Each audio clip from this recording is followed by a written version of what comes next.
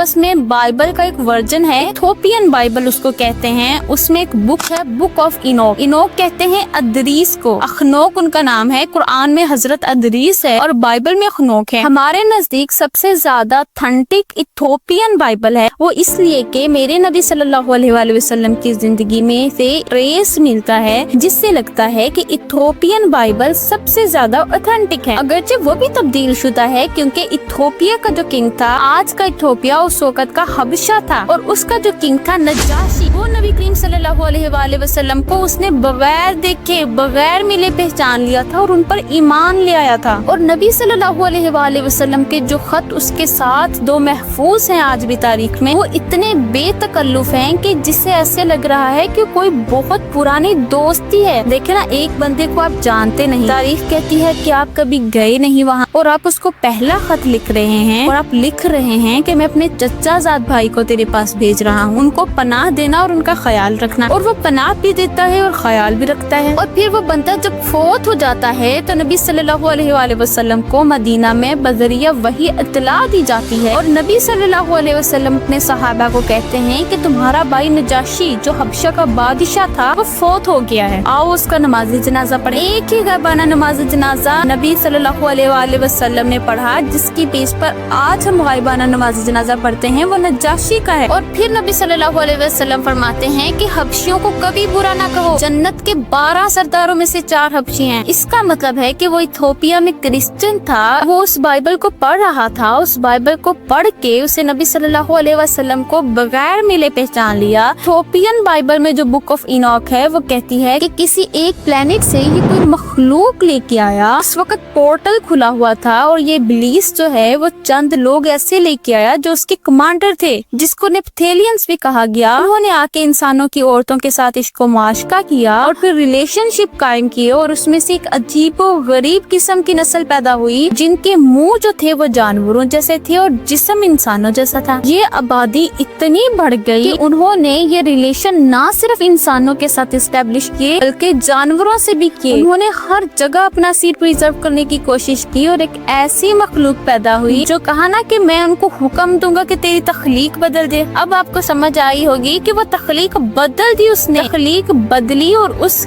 بدلی ہوئی تخلیق سے کہیں دجال پیدا ہوا۔ ہم اس پہ 100% نہیں ہیں، لیکن اسی حضرت نوح علیہ السلام کے وقت سے ڈرایا، حضرت آدم علیہ السلام کے وقت سے نہیں ڈرایا، ان کی پاپولیشن اتنی بڑھ گئی۔ اب جغرافی میں جو ڈھانچے ملتے ہیں نا ہمیں 20، 25، 33 فٹ لمبے، یہ انسان نہیں تھے، وہ مخلوق تھی۔ آپ یہ دیکھیں کہ اب دنیا کے 4 کونے لے لیں، مصر افریقہ میں، ساؤتھ امریکہ، نیوزی لینڈ، رشیا، سائبیریا، یہ 4 مختلف کارنرز میں جو الومناٹیز کے بت ہیں ان کی شکل سے ہیں۔ اب مجھے بتائیں کہ اس وقت یہ کمیونیکیشن تو تھی ہی نہیں، اسکیموس کہاں، نیوزی لینڈ، آسٹریلیا کہاں، تو وہاں بھی وہی بت اسی شیپ کا، یہاں بھی بت اسی شیپ کا۔ جو نیپتیلینز، وہ مخلوق جو 10-12 جرنل آئے تھے، ان کے نام اگر آپ پڑھیں تو وہ وہی نام ہے جو مکہ کے بتوں کے تھے، عزا، حبل، جہاں جہاں انسان کیا اس کے پیچھے پیچھے وہ گیا۔ اسی لیے تو پھر نوح علیہ السلام نے 950 سال کی جو تبلیغ کی، ان کی پاپولیشن اتنی زیادہ ہو گئی کہ انسانیت کی اصل نسل جو تھی وہ خطرے میں پڑ گئی۔ اسی لیے تو اللہ تعالیٰ نے قرآن پاک میں جب حضرت نوح علیہ السلام کو کشتی بنانے کا حکم دیا اور کہا کہ پاک جانوروں کے جوڑے اٹھاؤ، وہ جانور، وہ انسان جنہوں نے ابھی تک ان سے ملاقات نہیں کی، ان کو اٹھاؤ، اور باقی ساری کی ساری دنیا اللہ نے بہا دی،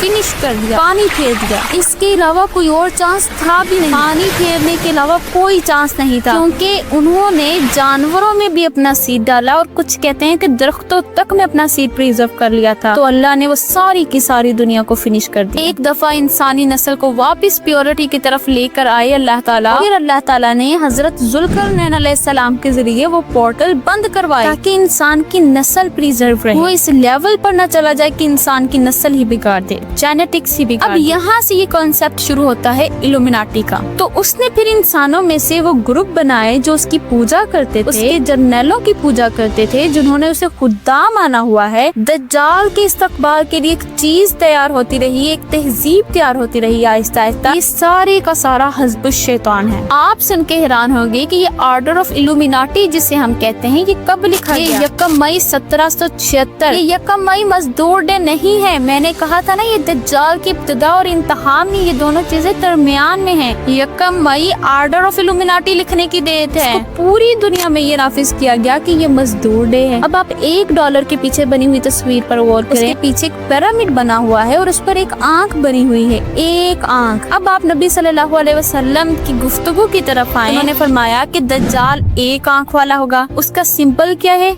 एक आंख। फिर कुरान में ये लफ्ज आया कि मैं इस जमीन को भर दूंगा ज़ीनतों से, याशियों से, अट्रैक्शन से। मैं यहाँ इतनी अट्रैक्शन पैदा करूंगा कि ये तेरी तरफ आ ही नहीं सकते। 1 आई इसी का सिंबल है और उसके नीचे जो लिखा है ना, कभी उसे भी पढ़िएगा। 4 लफ्ज लिखे हुए हैं जिसका मतलब है न्यू वर्ल्ड ऑर्डर, वही इल्यूमिनाटी ऑर्डर। एक्चुअल में वो शैतान की पूजा है। आगे चलें। एक वाकया हुआ जब कोलंबस ने अमेरिका दरियाफ्त किया। एक्चुअल में इसकी जर्नी जो उसके डेस्टिनेशन थी वो इंडियन रूट को डिस्कवर करना था। स्पेन की मलका थी, उससे तो वो सारा कुछ लेकर आया था कि मैं हिंदुस्तान का एक ऐसा रास्ता मुख्तसर दरियाफ्त करूंगा जहाँ से हम सोना ला सकेंगे। अटलांटिक ओशन में जब उसने अपना जहाज डाला, पता नहीं उसके नक्शे गलत हो गए, कैसे चला गया। एक वक्त आया कि उसके अपने लोगों ने कहा कि अगर 48 घंटों के अंदर अंदर साहिल ना मिला तो हमने तुम्हें पकड़कर समंदर में फेंक देना है, क्योंकि उनके पास खाने की कमी हो गई थी, उनकी हालत खराब हो रही थी। अब वहाँ एक ऐसा वाकया होता है, जब उसको ये थ्रेट मिलते हैं ना, ये बुक्स में लिखा हुआ है, तो उसको एक हाई बीम ऑफ लाइट नजर आती है दूर से, सैकड़ों मील की दूरी से बहुत बड़ी लाइट नजर आती है। वो अपने साथियों को कहता है कि वो देखो लाइट, जमीन है और वो उसी लाइट की सिमत फिर चलता है। और फिर जब 36 घंटे गुजरते हैं तो उसको परिंदे चहचहाते नजर आते हैं। उनको समझ लग जाती है कि जमीन नजदीक है। दुनिया का कोई साइंटिस्ट, दुनिया का कोई जियोग्राफर बता दे, साबित कर दे कि वो लाइट क्या थी, जबकि उस वक्त तो इलेक्ट्रिसिटी ही नहीं थी और अमेरिका में तो कुछ भी नहीं था उस वक्त। और आग इतनी बड़ी जलाई ही नहीं जा सकती कि वो सैकड़ों हजारों मील समंदर की दूरी से नजर आए। वो क्या था? America is the station headquarter of Illuminati and दज्जाल। This is 100% correct. आप एक दफा चले जाएं, आप वापस वहाँ से आ ही नहीं सकते। उसने उसको जीनतों से भर दिया, इतनी खूबसूरत लाइफ, इतनी एंजॉयमेंट। एक और बात बताती चल, हबल एक बहुत बड़ा बुत था मक्का में, जिसको पूरा अरब अपना देवता मानता था। उसकी शक्ल और स्टैचू ऑफ लिबर्टी की शक्ल 99% मिलती है। अब मुझे ये बताएं, अमेरिका दुनिया के उस कोने में वाक़या है, पिरामिड से इसका क्या ताल्लुक है? आप अपने नोट पर अब पाकिस्तान का नोट निकाल कर देख ले, क्या छुपा हुआ है? वही पाकिस्तान की मस्जिद, लाहौर फोर्ट। भाई अमेरिका ने क्यों लगाया हुआ है अपने डॉलर के ऊपर pyramid? Pyramid was the first station house of illuminati. ये बिल्कुल गलत थ्योरी है कि पिरामिड जो है ये बनी इसराइल ने बनाए हैं। पिरामिड पता नहीं किन्होंने बनाए हैं। पिरामिड तो तूफाने नूह के वक्त मौजूद थे इस दुनिया में। दुनिया आज तक समझ ही नहीं सके। ये 1,000 टन से लेकर 25,000 टन तक पत्थरों का वजन है। 550-600 फुट की बुलंदी पर ले जाए गए हैं। उनमें इतनी प्रिसीजन है कि ATM का एक कार्ड उनके दरमियान से आज भी नहीं गुजर सकता। इतनी प्रिसीजन कटिंग कैसे हो गई आज भी मुमकिन नहीं है। और फिर निकोला टेस्ला को इस राज तक पहुंच गया था और वो मारा गया। पिरामिड में एनर्जी पैदा करने का पूरा सिस्टम मौजूद है। जो आपकी वायरलेस एनर्जी है ना, ये सारी की सारी निकोला टेस्ला ने पिरामिड से उठाई है। और इसकी हिस्ट्री तो पढ़े, क्यों मारा गया। ये तो ऐसी चीजें हैं जो आज बोर्ड पर पड़ी हुई हैं। और आप देख लें, क्या अमेरिका किसी को अलाउ करता है कि वो अपना रिलीजन स्टेट लेवल पर प्रोपोगेट करे? तो फिर अमेरिका का प्रेसिडेंट बाइबल पर हलफ क्यों लेता है? दुनिया के किसी मुसलमान सदर, बादशाह, वजीर आजम ने आज तक कुरान पाक पर हलफ लिया है? जिस दिन लेगा 1 घंटे में फारिग कर दिया जाएगा। आप जिस मर्जी इस दुनिया के स्टेप को उठा लें, ऊपर से कुछ और है और नीचे से कुछ और इल्यूमिनाटी पूरा ग्रुप है जो शैतान की पूजा करता है। उनके अपने सिंबल्स हैं। मैडोना कंसर्ट करती थी तो कुछ सिंबल बनाती होती थी, तो आप गौर कर लीजिएगा वो क्या है।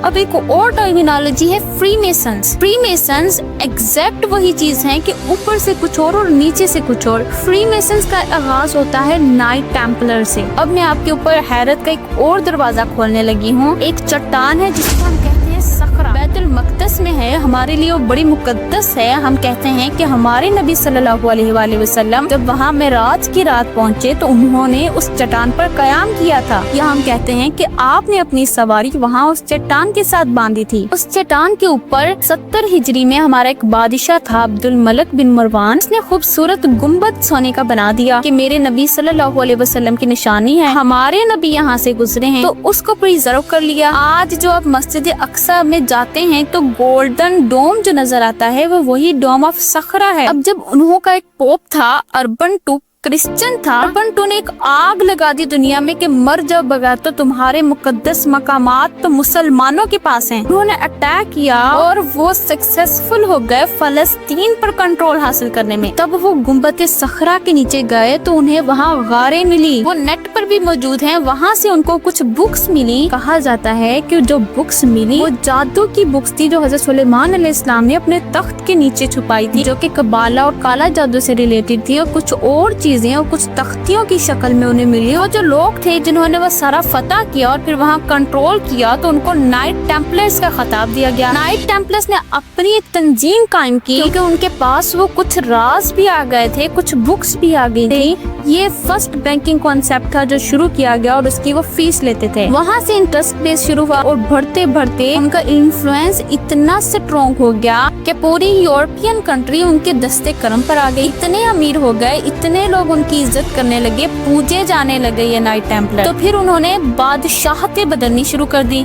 88 साल तक ये ड्रामा जो है ये चलता रहा और वहाँ उन्होंने फिर नीचे गारे रिसर्च की, पूरा नेटवर्क है इसके नीचे। और डॉक्टर अब्दुल सलाम का मानना है, ये इस पर हम दावा नहीं कर सकते कि वहाँ पोर्टल भी मौजूद है। हमारे नबी सल्लल्लाहु अलैहि वसल्लम मस्जिदुल हराम से मस्जिद अक्सा तक क्यों गए, वहीं से आसमान की तरफ क्यों नहीं गए? बनी इसराइल की पहली आयत पढ़िए कि मैं उसे ले गया अपने बंदे को एक रात में मस्जिदुल हराम में से मस्जिद अक्सा तक, जिसके माहौल में मैंने बरकत रखी है। माहौल में कहा, गौर करिएगा, जमीन में नहीं कहा, उसके माहौल में हमने बरकत रखी है ताकि मैं दिखाऊं उससे अपनी कुछ निशानी। अब यहूदी उसके पीछे क्यों हैं? मस्जिद अक्सा को गिराने के लिए वो इस सखरा तक पहुंचना चाहते हैं। उन्हें पता है कि हमारे मसीह यहाँ से एंट्री देगा, हमारा दज्जाल है वो यहाँ से एंट्री देगा, वो उस पोर्टल तक पहुंचना चाहते हैं। नाइट टेम्पलर्स जब इतने स्ट्रांग हो गए, फिर मुसलमानों पर सलाहुद्दीन अय्यूबी अल्लाह ताला ने मेहरबानी की, उनके ऊपर भेजा। सुल्तान सलाहुद्दीन अय्यूबी ने उन सबको भगा दिया, दोबारा बैतुल मकदस पर कब्जा कर लिया, ईसाइयों को, नाइट टेम्पलर्स को वहाँ से भगा दिया। फ्रांस का एक बादशाह था, उसने इनके हेडक्वार्टर्स के ऊपर अटैक करके तो इनको ज़िबा कर दिया, जितने मिले उसको खत्म कर दिया। अब जितने बच गए ये वहाँ से भाग गए और उस वक्त अमेरिका सेटल हो रहा था, दरियाफत हो चुका था, लोग जोक दर जोक अमेरिका सेटलमेंट के लिए जा रहे थे। तो वो नाइट टेम्पलर्स अमेरिका पहुंची और फिर वो इल्यूमिनाटीज कहलाए। यहाँ जो फ्री मेसनरी बन रहा था नाइट टेम्पलर्स की तबाही में, ये जब चर्च बना इसके दरमियान में 300 साल का वक्त है। अब 3 सदियों के बाद ये लोग फिर सरफेस पे आए और उन्होंने कहा जी हम वॉलंटरली मजहब के लिए काम कर रहे हैं और हम मिशंस हैं। उन्होंने इस तरह तंजीम बनाई जिस तरह नाइट टेम्पलर्स बनाते थे, वही सिंबल उन्होंने अडॉप्ट किए जो नाइट टेम्पलर्स के सिंबल थे। अब दरमियान में 300 साल ये कहाँ रहे, ये सिंबल कैसे प्रिजर्व हुए, कोई पता नहीं चलता। मशहूर free masons Mustafa Kemal Ataturk, John F Kennedy, George W Bush ऐसी बातें कर रहे हैं। ये वही नेटवर्क है फ्री मेसन्स का और इल्यूमिनाटीज का। नाम मजहबी फ्री रखा हुआ है फ्री मेसन्स, और खुद हलफ ले रहे हैं बाइबल के ऊपर। हम पता नहीं क्या कर रहे हैं, किधर जा रहे हैं। और फिर देखें, फिर वही उसी तरह गामजन है कि मैं तख्लीक बदल दूंगा, मेल को फीमेल में कन्वर्ट कर दूंगा। अब जाइए, आप उस कुरान को कहाँ से निकालेंगे आप अपनी जिंदगी से? क्या हो गया है हमें? आपके पास इतना बड़ा मॉडल, इतनी बड़ी चीज आपके घरों में, आपके बेडरूम में मौजूद है। वो चीख चीख कर क्या कह रहा है कि वो कहता है इनमें से बंदों को हुक्म दूंगा। वही बंदे हैं जो तख्लीक बदल रहे हैं, वो उसी के ऑर्डर पर काम कर रहे हैं जो तुम्हारा अदुव्वुल मुबीन है। और वो इतने पावरफुल हो गए हैं कि आपके हर घर में पहुंच गए हैं, घुस गए हैं।